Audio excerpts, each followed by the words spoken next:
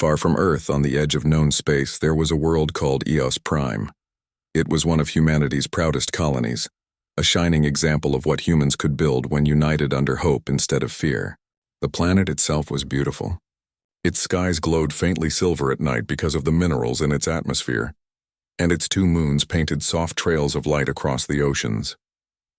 From orbit, Eos Prime looked peaceful: green forests, bright blue seas, and the white dots of small cities that were full of life and laughter. People on Eos Prime believed they were part of something great. Many of them were descendants of Earth settlers who had left centuries ago, dreaming of a new beginning. Their grandparents had once said, "Eos will be more than a colony. It will be our second Earth." And in many ways it already was. The colony had schools, hospitals, libraries, and even a museum that displayed relics from the early space age. Children went to school under wide glass domes that showed the stars even during the day. Farmers grew fruits and grains unique to the planet's soil, exporting them to other human colonies. Life there was calm, ordinary. People worked during the day and gathered in the city centers at night to watch the twin moons rise. They talked about the latest Earth broadcasts, about sports, art, and sometimes about how proud they were that humanity had reached so far. But hidden beneath all that peace, something was stirring. It began as a faint whisper on the colony's sensor networks. The planetary observatories, tall towers that constantly scanned the skies, started noticing strange energy readings. At first, the scientists thought it was just interference from a nearby pulsar. Space was full of odd signals. It wasn't unusual, but this was different. The readings were too organized, too precise, as if someone or something was moving in formation. A few researchers grew uneasy.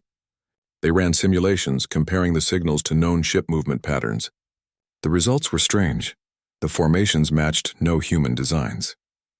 When the report was sent to the Colony Defense Office, the officers were puzzled but calm. They had faith in the United Earth Command back home. They forwarded the data to Earth, tagging it as non-urgent, likely sensor glitch. After all, no alien species had shown aggression toward humans in centuries. The galaxy had learned to coexist, at least that's what people believed. Weeks passed. The colony returned to its rhythm. Children played in the glass-domed parks. Miners worked the asteroid belts, and cargo ships came and went. Life was good, predictable, safe, but then more signals appeared. This time they weren't faint or scattered. They came in groups, moving closer, like footsteps in the dark. The colony's deep space scanners picked them up again, stronger than before. The chief of planetary defense, an older officer with calm eyes and a quiet voice, stood inside the control room one evening, watching the signals flicker across a large holographic map.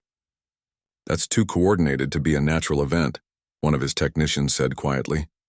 The officer nodded but gave no order. He had seen false alarms before. Still, something inside him didn't feel right.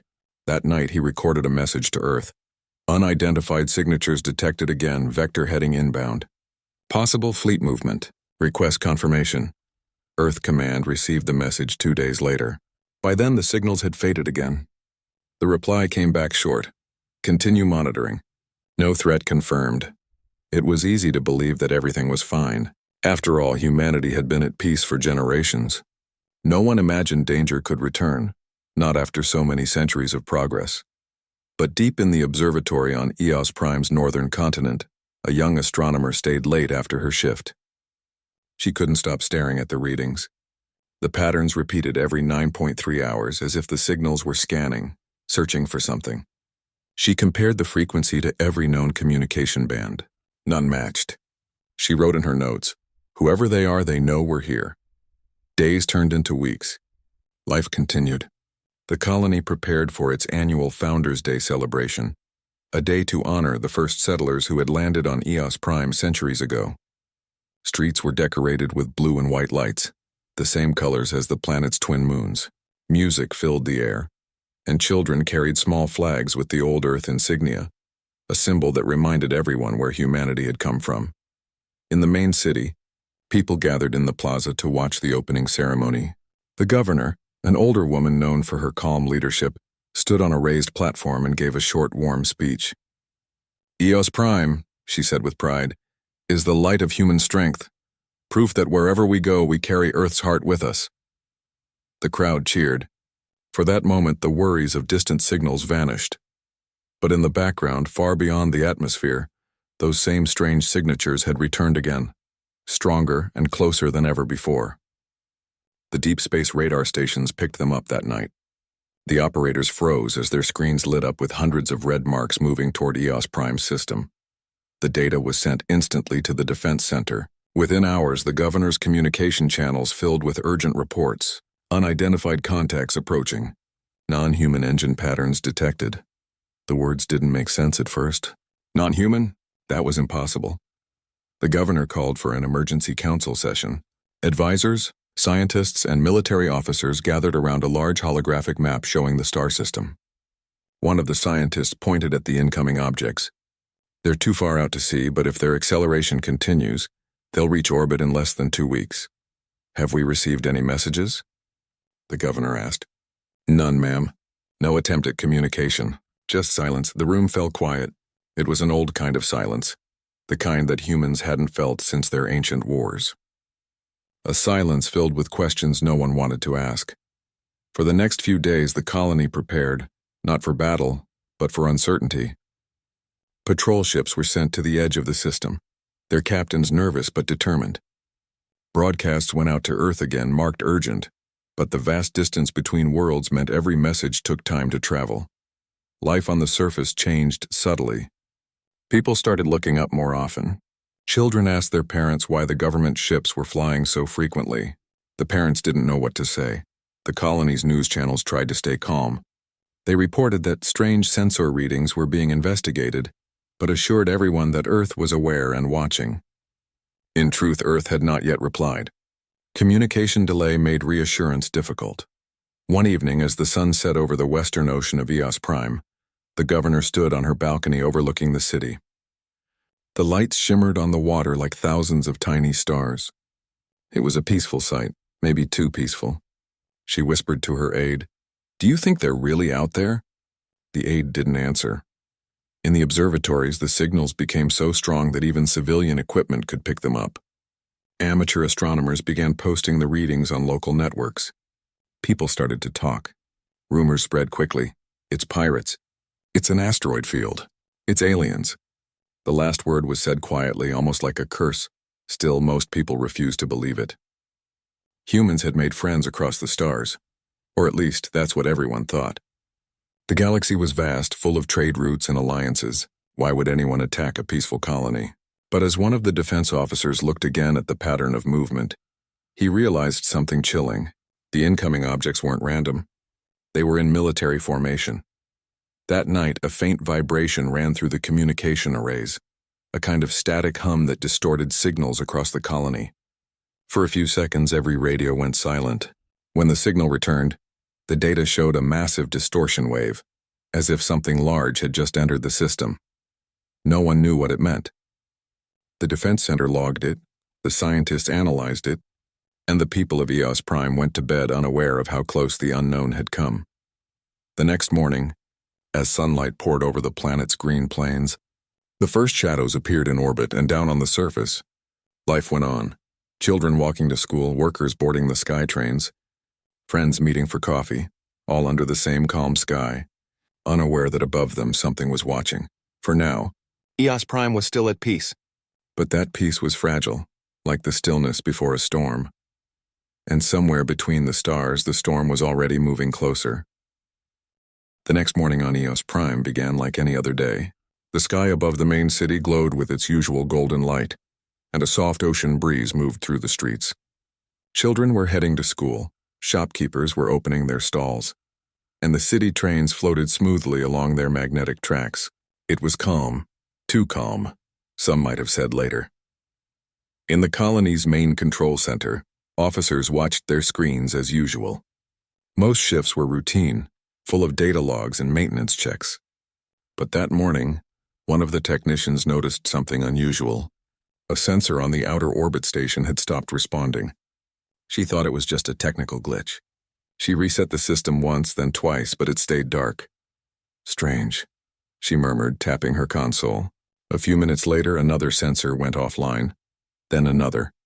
Within an hour, Communication with half of the outer satellites had gone silent. The chief officer on duty ordered a diagnostic sweep. The results came back confusing. All systems showed normal function, but the satellites weren't sending any signals. It was as if something was blocking them. At that moment, a low vibration passed through the control room. It was subtle, but everyone felt it. One of the officers looked up, puzzled. Was that a tremor? No one answered. EOS Prime wasn't known for earthquakes. Outside, people noticed a strange shimmer in the sky, a faint ripple like heat rising from a desert road. For a few seconds it appeared and then faded, leaving behind an uneasy silence. Then came the noise. It wasn't loud, more like a distant rumble, deep and heavy, as if the air itself had begun to hum. The defense center immediately activated the orbital cameras. At first the screens showed only clouds and blue atmosphere. Then slowly, dark shapes began to appear high above the horizon. They were too high to see clearly, but they were massive. The governor was informed within minutes.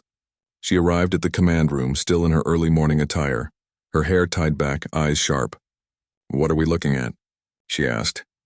"Unknown objects entering orbit," one of the officers said. "We can't identify them. They're huge, ma'am, bigger than anything we've seen before." The holographic map filled with glowing red dots, dozens, then hundreds. They were descending in perfect formation. The communications officer tried to reach them on every known frequency. Standard greetings, alliance codes, even distress signals. But there was no reply. The governor stood still for a long moment. Her voice, when she finally spoke, was calm but heavy. "Send an emergency message to Earth, highest priority." The message was transmitted, but everyone in the room knew it would take time, days before Earth received it, maybe longer before a response could come back. By midday, the dark shapes above the planet had multiplied. Civilians could see them now faintly against the blue sky. Some thought they were cargo ships or maybe a new atmospheric station being built. Others knew better. The patterns were too precise, too military. Across the cities, people began gathering outside, staring upward. The air felt thicker somehow, and the wind had grown quiet. Even the birds, small gliding creatures native to EOS Prime, had disappeared. Inside the defense center, tension filled every corner. One of the operators turned pale as the latest readings flashed on her screen. "They're scanning us," she whispered. "Repeat that?" the chief officer asked. "They're scanning the entire planet. Communications, power grids, everything." The room went silent. Everyone understood what that meant. Whoever they were studying EOS Prime, not communicating, not responding, just watching. For a moment, there was hope that maybe it was some misunderstanding, that maybe these were explorers, or a survey fleet that had made a navigational error. But then new readings appeared, smaller craft detaching from the larger ships. They were moving fast toward the surface. In the main city, people looked up in awe as streaks of light began crossing the sky. Some cheered, thinking it was a meteor shower. Others recorded it with their wrist cams, laughing, pointing. But the defense officers knew what was really happening. The streaks weren't meteors. They were atmospheric entries. The governor ordered the activation of the planetary shield grid. The system had never been used in real combat before, only tested during drills. Massive generators across the continents began to hum, projecting a soft blue field high into the upper atmosphere. For a moment it worked. The sensors confirmed the shield was active. But then the unknown ships began emitting pulses, short bursts of energy that disrupted the grid. One by one, sections of the shield flickered and dimmed. The engineers worked desperately to reroute power, but it was no use. Whatever was happening up there, the colony's defenses weren't strong enough to handle it. By evening, the skies of EOS Prime had changed color. The soft blue daylight gave way to a strange golden haze as energy fields shimmered in the upper atmosphere. The people who were still outside began rushing indoors. Public announcements urged everyone to take shelter and stay calm. In the control room, the governor stood watching the main display, her hands gripping the console. "Any word from Earth?" she asked quietly. "Not yet, ma'am. Transmission delay still in effect." The unknown ships were now in low orbit. They moved slowly, deliberately, as if positioning themselves. A few of them hovered above the major population centers, silent and still. No one knew what they wanted. No demands. No messages. Just presence. Some of the smaller craft were landing outside the cities. From afar, colonists could see dust rising from the plains, lights flashing faintly through the haze. The planetary cameras recorded the images but couldn't get close enough to identify anything. In the capital city, emergency sirens echoed faintly through the streets. Families gathered inside shelters, holding one another. Some prayed, others just waited. No one truly knew what was coming, only that something unimaginable was unfolding above their heads. And then, just as suddenly as it had started, everything went quiet again. The rumble in the air stopped. The strange shimmer in the sky faded. The unknown ships hung motionless. For a few minutes, hope returned. Maybe it was over. Maybe they were leaving. But deep in the defense center, alarms began to flash again, stronger this time. The operators stared at their screens in disbelief. The sensors showed a massive surge of energy building in orbit. One of the officers whispered, "They're charging something." The governor looked up sharply. "What kind of energy signature?" "Unknown. Nothing in our database matches it." There was nothing more they could do. The colony had no communication link strong enough to break through the interference, and Earth was still out of reach. The people of Eos Prime could only wait, watching the sky that had always protected them now filled with shadows. And then, a light appeared. It wasn't a blinding light, but a soft white glow that spread across the upper sky, growing larger and brighter. It looked almost beautiful. People came out of their homes to watch, their faces lit by that strange light. For a moment, the world seemed to hold its breath. The light expanded, filling the horizon. The air shimmered, and every piece of technology on the planet flickered. Communication devices, transport systems, even the city lights. Everything went still. Then came silence. For those who witnessed it from orbit, the few ships that had escaped early, the view was breathtaking and terrifying all at once. The unknown fleet remained motionless above Eos Prime, their formation perfect, their purpose complete. Back on Earth, the message from Eos Prime finally arrived. It was short, broken, filled with static. The transmission ended with a single line before cutting out completely. "They are here." No one on Eos Prime could send another message after that. In the days that followed, deep space observatories tried to make contact, but there was no signal. Eos Prime had gone dark, and though no one on Earth yet knew the full story, they could all feel it. Something terrible had happened. Something beyond imagination. But on that final night, just before all communication ceased, one observatory captured the last image ever received from Eos Prime.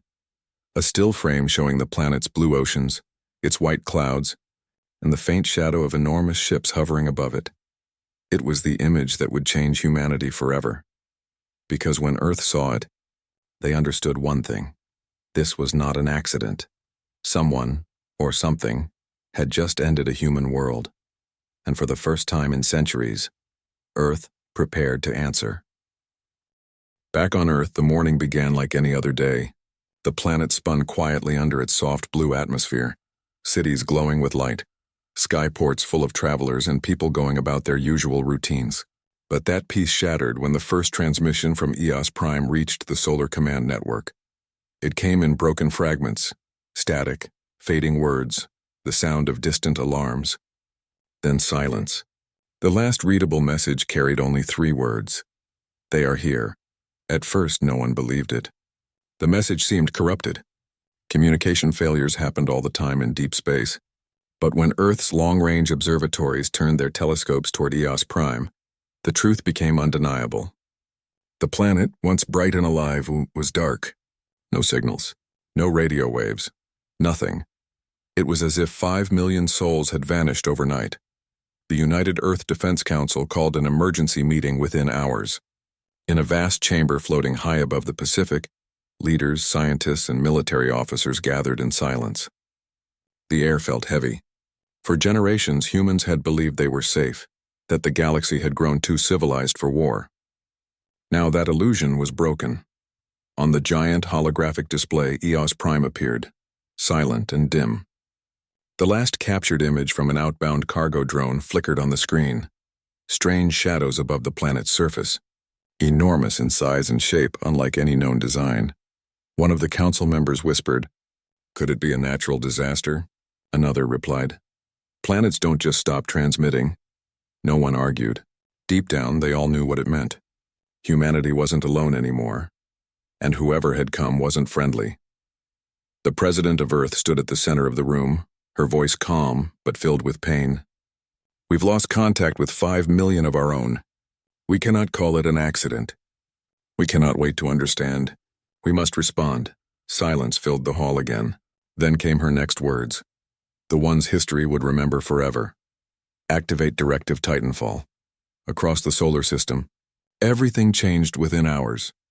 The order triggered a series of coded transmissions, silent signals sent to every human-controlled world, moonbase, and shipyard. Massive orbital factories that had been dormant for decades came back to life. Lights blinked on. Engines roared. Assembly lines began working around the clock. For the first time in centuries, humanity was preparing for total mobilization. News spread quickly. Every broadcast station across Earth reported the same story. The colony of Eos Prime has gone silent. Anchors tried to keep their voices steady, but their eyes showed fear. People crowded around screens in cafes, schools, and marketplaces. Some cried, others stood in shock. On the streets, small gatherings formed. People lit candles and placed them on steps and windows. 5 million lights for the 5 million lost. Messages poured across the net from every corner of Earth. For Eos, we will not forget. We will stand together. In space, the great shipyards of Mars and Titan glowed brighter than ever. Workers, engineers, and AI laborers toiled side by side. Old designs were pulled from archives. Warships so large they had once been considered too costly to build. But now cost no longer mattered. At Luna Base, hundreds of newly trained officers stood under the transparent dome watching the stars. Many of them were young. They had never known war, never imagined they might be the first generation to fight for humanity's survival. They felt fear, yes, but also something stronger: determination. The order from Earth's command was clear. Assemble the Dreadnought Legion. These ships weren't ordinary war vessels. Each dreadnought was a floating city of metal, built for endurance and power. For years they had remained hidden in deep orbital vaults, relics from an older, more uncertain time. Some believed they would never be needed again. But as Earth's sky filled with the thunder of construction and launch engines, those relics returned to life. From every continent, space elevators carried supplies upward. From the deserts of Asia to the plains of Africa, people worked in shifts, sending resources to orbit. It wasn't just a military movement. It was humanity itself united in grief and fury. Everywhere, the same phrase echoed: Eos will not be forgotten. On Earth, memorial walls appeared in public squares, displaying the names of all known residents of Eos Prime. Families stood before them, whispering prayers, leaving flowers, or simply watching the names scroll by. It didn't matter if they had known anyone personally. Every human felt the loss as if it were their own. In the universities and research stations, scientists worked non-stop, studying the last transmissions. They analyzed the faint energy signatures recorded by Eos Prime's sensors before the blackout. What they found chilled them. Energy bursts too structured to be natural, matching no known human or allied species technology. It wasn't an accident, one researcher said quietly during a live briefing. It was deliberate. That word, deliberate, changed everything. Governments that had long argued or competed now stood side by side. The colonies around Saturn sent fuel and metals. The Venus habitats sent engineers. Even the independent traders offered their ships. Humanity, fractured for centuries by politics, suddenly remembered what unity meant. Back at Solar Command, the president watched the growing fleet through a massive viewing window. Beyond the glass, hundreds of ships drifted in formation around Earth's orbit, their hulls glowing silver in the sunlight. Some were old and scarred from past service, others brand new, but all carried the same emblem on their side, a single blue circle representing Earth. Her aide approached quietly. "Ma'am, the first wave is ready for departure." She nodded slowly. "How many?" 500,000 dreadnoughts plus escorts and carriers. All synchronized to the command grid. The president turned back to the stars. For a long moment she said nothing. Then softly, "When you see something that destroys your people, you don't stay silent.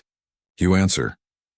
Her voice was calm, but her eyes glimmered with the reflection of thousands of drive flares lighting up the darkness.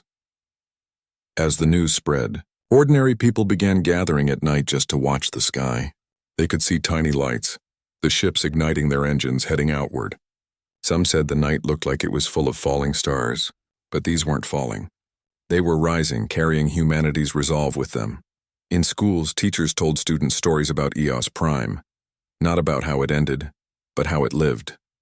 They reminded children that humans were builders, dreamers, survivors, that no matter how far they traveled into the stars, they carried Earth's spirit with them. Meanwhile, in the great orbital stations above Jupiter, commanders reviewed tactical maps. AI systems projected star charts calculating millions of routes. The operation had a single purpose: to find whoever had done this and ensure no other world would ever suffer the same fate. The mission was given a name: Operation Iron Tide. Across the system, that name spread like fire. Soldiers repeated it with quiet pride. Engineers painted it on the sides of ships. Civilians whispered it in prayers. But beneath all the preparation there was something deeper, a silence that every human could feel. It was the silence of realization that humanity was no longer a peaceful species drifting through the stars. They were being tested again, and this time they would not fail. On the day of the fleet's departure, Earth's skies glowed brighter than anyone had ever seen. From orbit, 500,000 ships formed a formation so vast it stretched across the night side of the planet. The engines lit up in slow sequence, one after another, until the dark of space was filled with light. People on the surface stood outside their homes, looking up in awe. Children pointed at the streaks in the sky, asking their parents what they were. Some parents smiled through tears and said, "That's humanity, rising."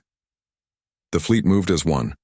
From the moon, from Mars, from the shipyards around Neptune, they all joined together, forming a single wall of steel and determination.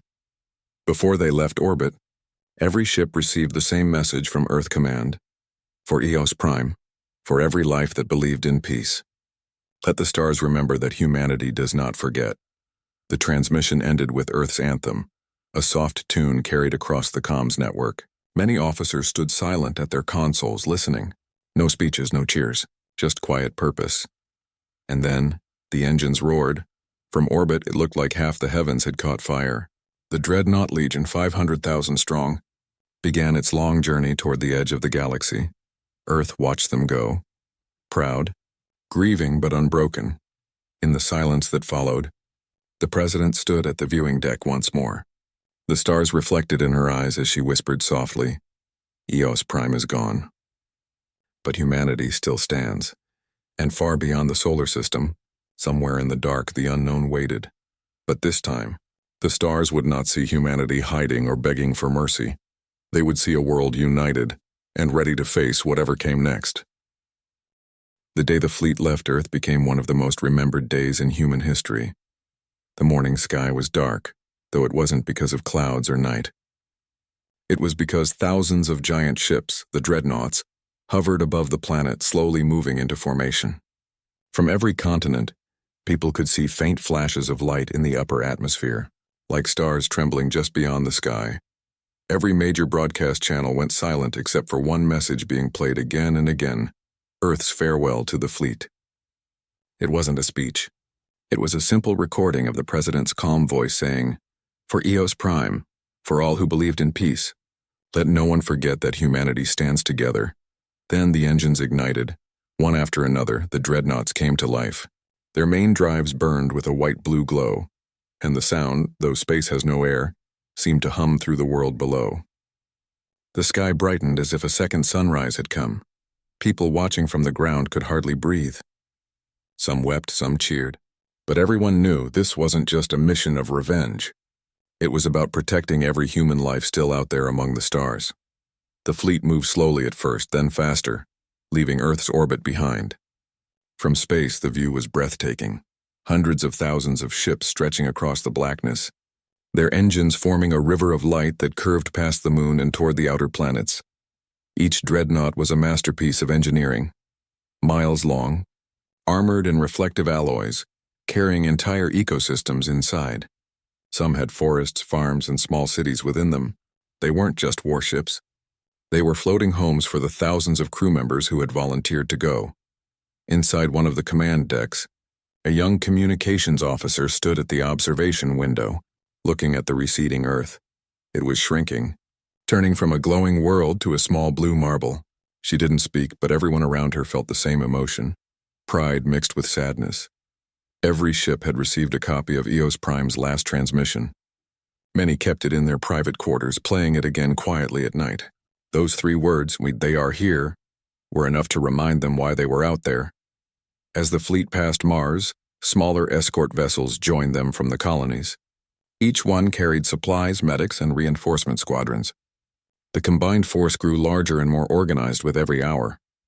It was said that the formation stretched farther than any camera could capture, an armada so vast that it looked like a moving constellation. Across the solar system, millions watched live feeds of the departure. On the moons of Jupiter, workers gathered around screens inside their icy domes. On Titan, children in learning centers pointed excitedly as they tracked the fleet's path through digital telescopes. For a moment, humanity felt something rare, true unity. But inside the command ships, there was no celebration. The atmosphere was quiet and focused. Commanders reviewed maps of deep space, tracing the long route toward the last known coordinates of the enemy, the same region from which the signals had first come. It would be a long journey, spanning months through uncharted territory. The fleet navigated using the Solar Command Grid, an advanced AI network linking every dreadnought and escort together. It allowed them to move as one body, turning, accelerating, and even aligning their shields in perfect synchronization. It was a breathtaking sight, hundreds of thousands of ships turning in absolute harmony, as if they shared a single mind. As they passed Jupiter's orbit, they stopped briefly for calibration. The giant planet loomed below, its swirling clouds glowing in shades of orange and gold. The storm known as the Great Eye moved slowly beneath them, a reminder of nature's endless power. A quiet voice came over the intercom of one ship. "We stand on the edge of history. Remember, this isn't just about vengeance. It's about ensuring no other world suffers what EOS did." After that, the fleet resumed its journey. Days turned into weeks. The stars around them grew unfamiliar. The navigation officers had to rely on ancient stellar maps and new readings from onboard sensors. Out here, beyond the usual trade routes, the galaxy felt different, colder, quieter. Inside the Dreadnoughts, life followed a rhythm. Crews worked in 12-hour shifts, maintaining systems, testing engines, and scanning the void. Between shifts, they gathered in the observation halls watching the stars. Some played quiet music through the ship's speakers, soft melodies that reminded them of Earth. Others wrote letters that would be stored in the fleet's archive, messages for their families, just in case they never returned.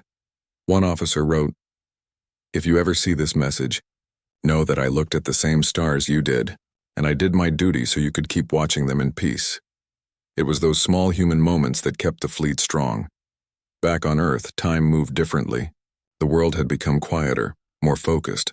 People followed daily updates from the mission, ship positions, new discoveries, the occasional image of distant nebulae glowing like soft clouds.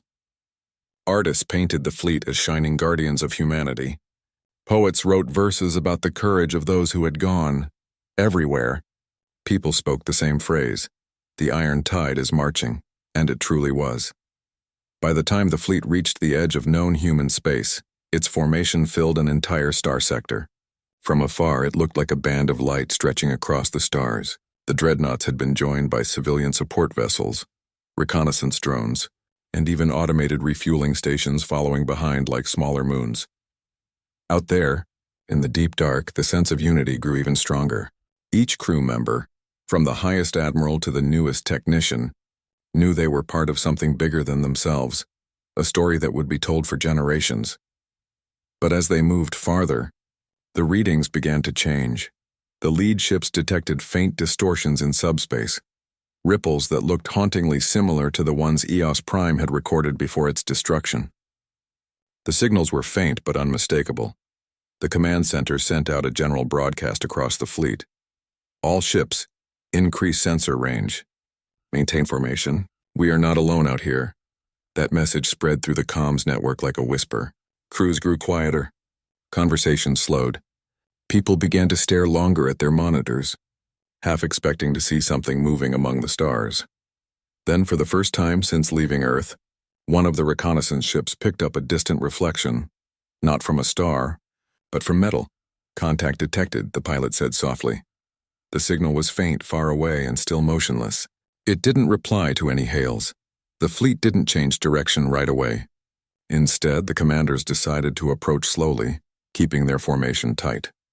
The Dreadnought Legion moved forward, silent and steady. Every ship reduced its external lighting to minimal. In the darkness, their hulls glimmered faintly, reflecting the distant starlight like a silent ocean of steel. As they approached, they began to see shapes, massive structures drifting in the void. Some looked like broken stations, others like ships that had long been abandoned. The crews watched in uneasy silence. These weren't human designs. The architecture was alien, curved, dark, and built on a scale that dwarfed anything humanity had ever made. It was clear now. This was no coincidence. The wreckage wasn't from a single battle. It was evidence of something older. Maybe a war that had happened long before humans even reached the stars. And somewhere beyond those silent ruins, faint signals continued to flicker, rhythmic, organized, deliberate. The fleet stopped at the edge of the debris field. The commanders debated their next move. Some argued they should study the wreckage first, learn who had fought here. Others said they should push forward and find the ones responsible for EOS Prime before it was too late. In the end, they chose both. Scouting teams were sent to investigate. They drifted through the ruins, their lights cutting through the shadows. What they found confirmed humanity's worst fears. Strange markings etched into the metal. Energy burns consistent with the patterns recorded above EOS Prime. It was the same enemy. When the news reached the flagship, the message went out to the entire fleet. We've found traces of them. They are real. For a long time, no one spoke. The stars outside the windows seemed colder than ever. But then quietly, one officer whispered, "Then we'll find them, and we'll make sure no one else ever has to fear them again." That simple statement spread through the crew decks like a spark. Determination replaced fear. The fleet reformed its formation, tighter, more deliberate. Engines powered up once again, their blue light cutting through the void. As the ships began to move forward, the communication network carried one final broadcast across the Armada, a message that every soul heard no matter where they stood. We are the children of Earth. We have come too far to turn back. The stars belong to no one, but we will defend them for all who seek peace. The words echoed through the ships as the fleet advanced. Thousands of engines glowing brighter than ever. The Iron Tide was no longer just marching, it was ready.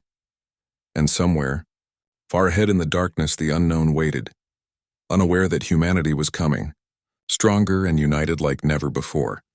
For weeks, the fleet moved silently through the dark. The stars around them were unfamiliar, faint and cold. The further they went, the more everyone felt that they were leaving the known universe behind. No signals from home reached them anymore.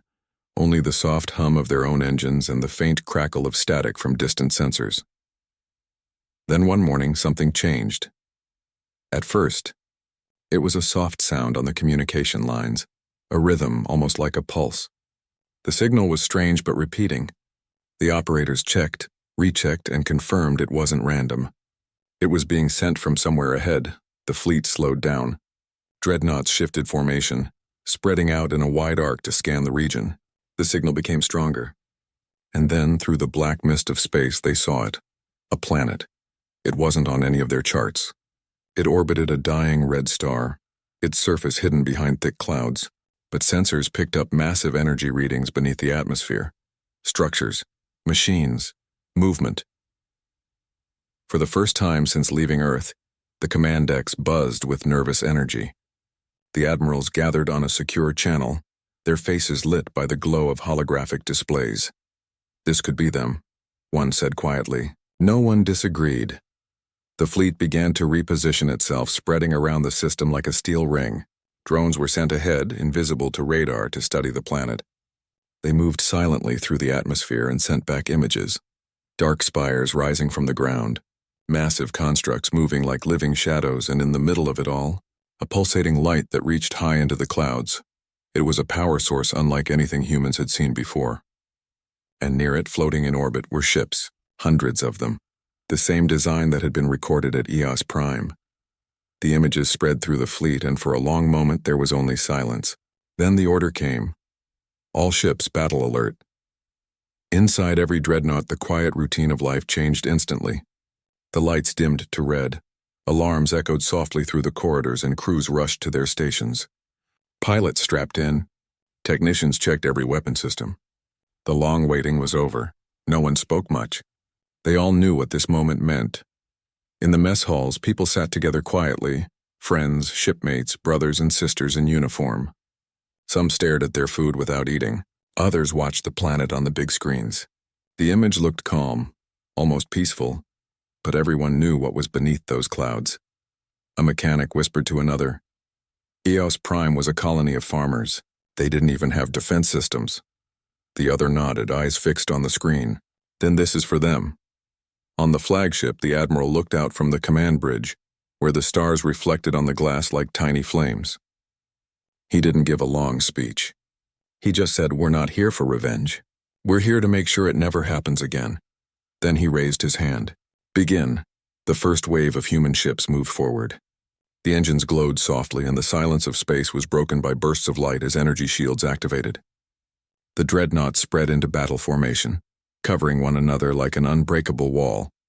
At first, there was no response from the planet. Then suddenly, as space erupted, dozens of alien vessels launched from orbit. They moved fast, their shapes shifting and twisting like liquid metal. Their weapons glowed with colors that didn't belong to any known spectrum. The battle had begun. For a moment, space became chaos, beams of light cutting across the void, explosions blooming like tiny suns. The dreadnoughts fired massive plasma lances that tore through the darkness. The alien ships moved in strange, unpredictable patterns, almost like they were alive. Inside the human ships, the crews worked with calm precision. Every order, every number, every signal mattered. The AI grid kept them linked, guiding each dreadnought to cover the next, forming protective shields where the fighting was thickest. The first alien wave was fierce, but it broke against the human line. The dreadnoughts' armor held strong. Their rail cannons, built deep within their hulls, fired with devastating accuracy. From orbit, the view was breathtaking, the red glow of the dying star shining on thousands of ships locked in a deadly dance. Every few seconds, one would vanish in a flash of light, leaving behind only debris and silence. Then, from the planet, a new surge of energy erupted. The central tower, that pulsating light at the core, began to flicker violently. Energy streams shot upward, connecting with the alien fleet. The human sensors overloaded for a moment, and then the alien ships changed. They became faster, stronger, almost unpredictable. The admirals quickly adjusted strategy. All forward dreadnoughts shift to defensive pattern gamma. Heavy squadrons prepare orbital bombardment. The human fleet repositioned again with mechanical precision. Massive plasma cannons turned toward the planet, their barrels glowing white-hot. Fire. The beams descended through the atmosphere like falling stars, piercing the thick clouds and striking the alien towers below. The ground shook. Fire spread across the surface. For the first time, the alien structures began to crumble, but the response was immediate. A storm of energy erupted from the planet, tearing through space like lightning. One dreadnought took a direct hit. It disappeared in silence, leaving behind a shower of glowing fragments. Inside the fleet, the tension was unbearable. They had trained for this, planned for this, but seeing ships vanish, seeing friends disappear in an instant was something else entirely. Still, no one turned away. Every pilot, every technician, every officer kept doing their part. They weren't just fighting for orders, and they were fighting for something far greater. Home. Hours passed. The battle stretched across the system. Alien ships swarmed like shadows, but humanity's wall of steel held firm. The dreadnoughts continued to advance, step by step, closer to the planet's orbit.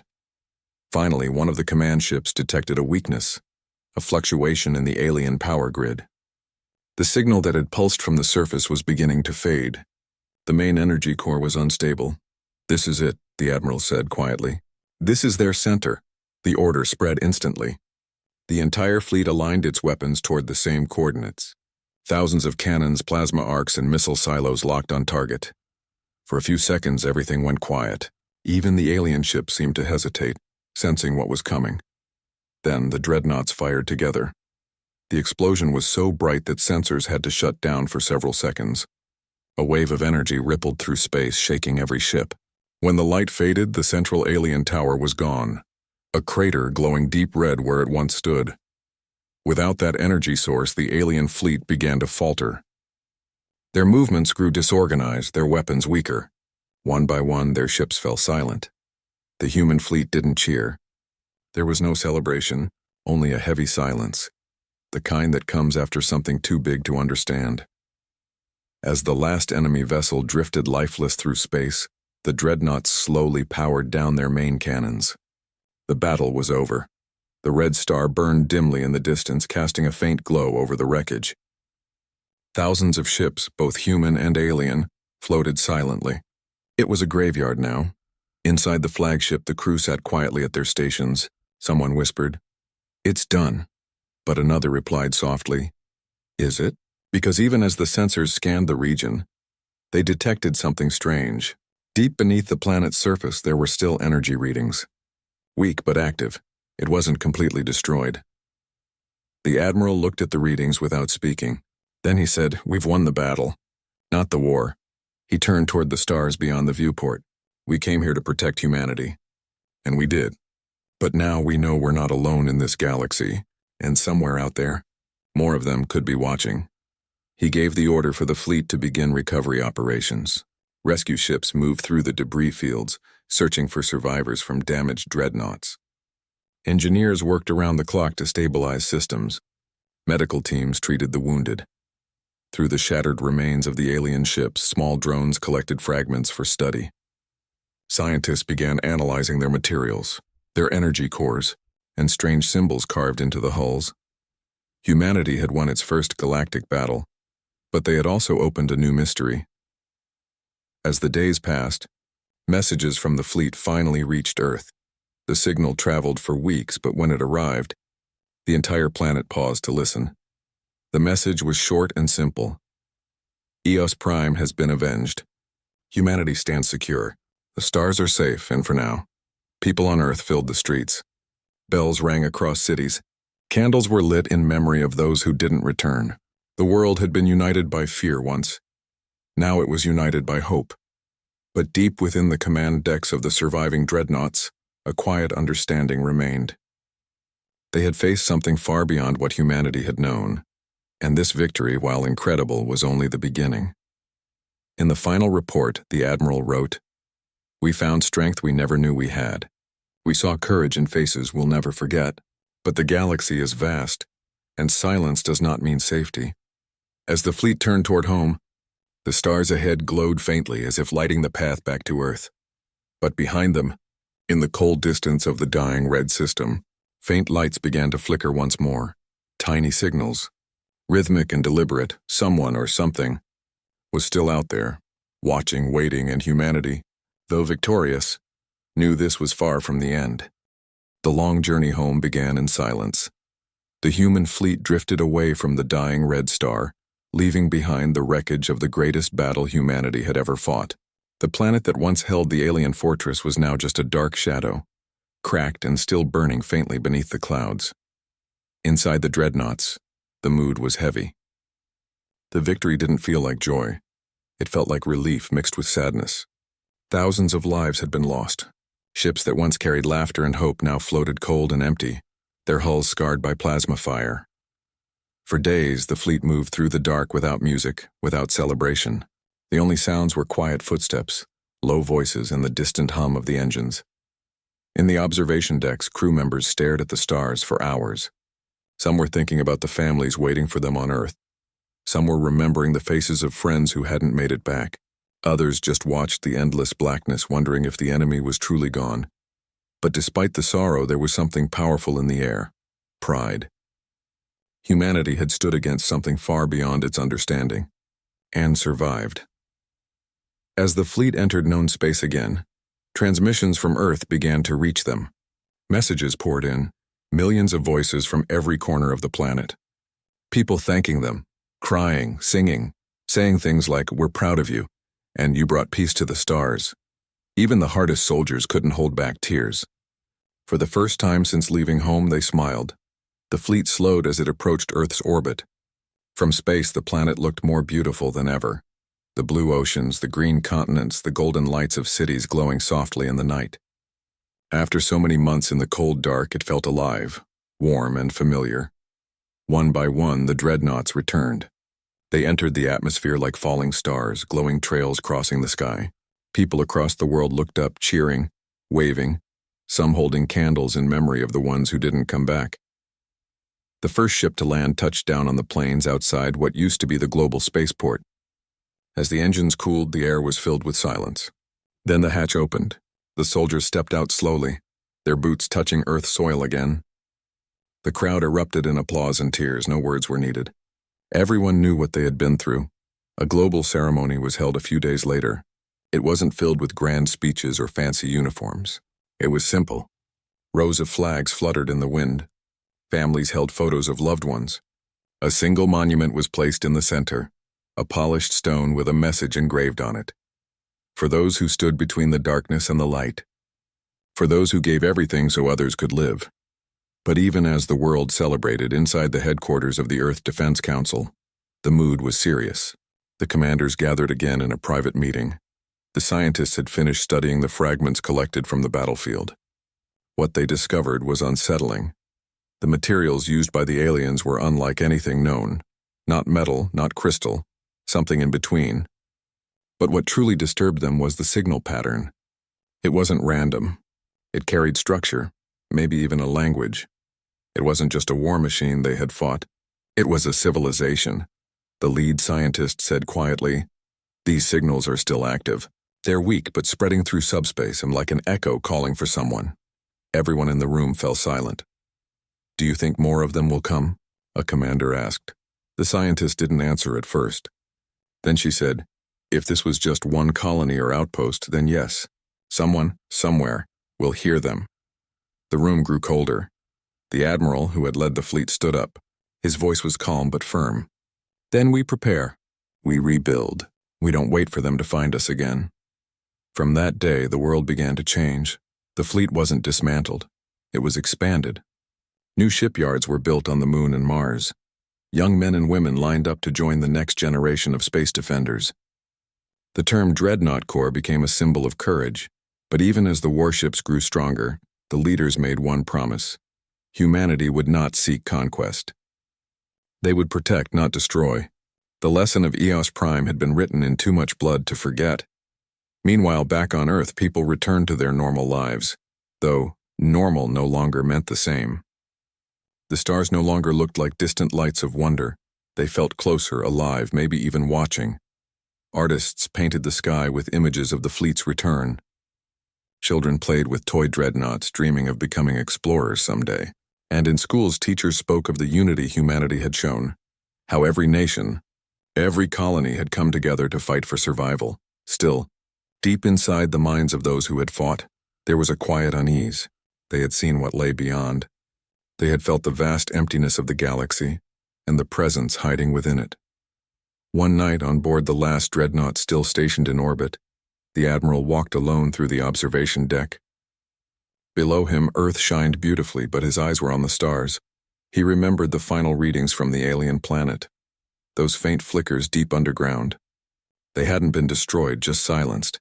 He turned to his aide and said softly, "We think we ended the war, but maybe we only knocked on a bigger door." The aide didn't know how to respond. The stars above twinkled faintly, and somewhere, far beyond them, strange signals still echoed in the dark. Weeks later, the scientists confirmed something new. From the edge of the solar system, near the Oort cloud, faint distortions were detected again, rhythmic, repeating, almost identical to the ones before the first attack on EOS Prime. At first, they thought it was leftover debris. But the patterns grew stronger each day. The message was clear. Someone was answering. When the report reached Earth, the council gathered once more. The admiral stood silently as the recordings played, that same haunting pulse repeating through the speakers. No one spoke for a long time. Finally, one of the leaders asked, "Do we respond?" The admiral shook his head slowly. "Not yet. Let's listen first." Outside, life went on as usual. The world didn't know about the signal yet. Children still played, cities still glowed, and people still celebrated the heroes of the Dreadnought fleet. But high above, the quiet watchers of the sky knew peace was fragile. The fleet began quiet drills again. Ships were refitted, their engines tested. Training centers reopened. Humanity was preparing, not for war, but for whatever might come next. In a private recording, the admiral left one final message for history. "We faced the unknown and stood our ground. We found courage in the darkest place imaginable. But the universe is vast. We can't assume we are the only ones who feel fear, anger, or hope. Somewhere out there, someone might be watching us, wondering if we are friend or foe. So when they come, I hope we meet them not as conquerors, but as survivors who understand what peace truly costs." The message was stored in the global archive, a reminder for future generations. Months passed. The strange signals faded again, leaving only static. Scientists said it could mean many things. Maybe the source was too far, or maybe whoever sent them had decided to stay silent. But no one truly believed it was over. At night, people still looked up at the stars, wondering what was waiting beyond them. Parents told their children stories about the great battle, not to scare them, but to teach them that even in fear, humans can stand strong together. The Dreadnoughts remained in orbit, silent and shining like guardians of the planet. Their hulls still carried scars from the war, but they also carried something else, hope. And sometimes, when the sunlight hit their metallic surfaces just right, they looked like bright shields protecting Earth from whatever might come next. Years later, a new colony was founded on a distant world. Its name was Eos Reborn. It stood as a symbol of endurance, a promise that humanity would always rebuild, no matter how many times the darkness tried to rise. In its central plaza, under a dome of clear glass, there stood a statue, a tall figure in a simple uniform looking up at the stars, holding a small plaque that read, "We are small among the stars, but our spirit is infinite." Visitors from Earth and the colonies came to see it every year. They left flowers, notes, and small flags at its base. Some said prayers. Others simply stood there in silence, thinking of the ones who had gone before them. And every night, as Eos Reborn's twin moons rose over the horizon, their light reflected on the metal surface of the colony's walls, shining like the glow of the dreadnoughts that had once saved humanity. Far away, in the deepest part of the galaxy, a faint pulse stirred again. A single rhythmic beat, soft and distant, echoing across the stars. But this time, the humans were ready, not just with weapons, but with courage, unity, and the understanding that peace is something you fight to protect, not to destroy. And so, the story of the Dreadnought fleet didn't end with war. It ended with a beginning, the start of humanity's true place among the stars.